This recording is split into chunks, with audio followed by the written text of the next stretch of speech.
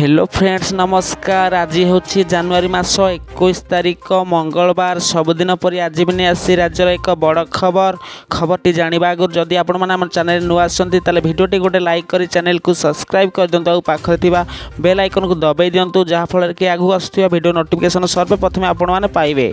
तो चलतु जाना कौन रही आज खबर। जनवरी 24 रु प्रधानमंत्री आवास योजना आवेदन आरंभ। ओडिशा रे जनवरी 24 तारिख रु आरंभ हेब प्रधानमंत्री आवास योजना आवेदन आरंभ हेब। एथिपाई आवास पोर्टाल रो शुभारंभ करिवे राज्य सरकार। एथिरे हिताधिकारी माने उभय अप्लाइन एवं ऑनलाइन जरिया रे आवेदन करि परिवे। एने राज्य पंचायत राज मंत्री रवि नारायण नायक सूचना देइछंती। प्रधानमंत्री आवास योजना को नहीं आमे प्रस्तुत अछु। केंद्र सरकार देश रे आवास संख्या 2 कोटी रु 3 कोटी को बढ़ाइछंती। ओडिशा को अधिक घर मिलवा नहीं आशा रही। केंद्र सरकार नियम को मध्य कोहल करिछंती।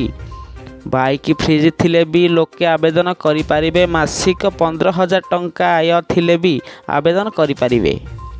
एथिरु काहाकू वंचित हेबाकू दिया जीव नाही कहिछंती रवि नारायण नायक। प्रधानमंत्री आवास योजनार सर्वे काम 2 मास चलिबो। पूर्वरु आवेदन करी अपेक्षा थिबा लोकों को मध्य आउ थरे नुआ आवेदन करिवाकू हेबो। लोके पंचायत कार्यालय रे ऑफलाइन रे आवेदन करि परिबे।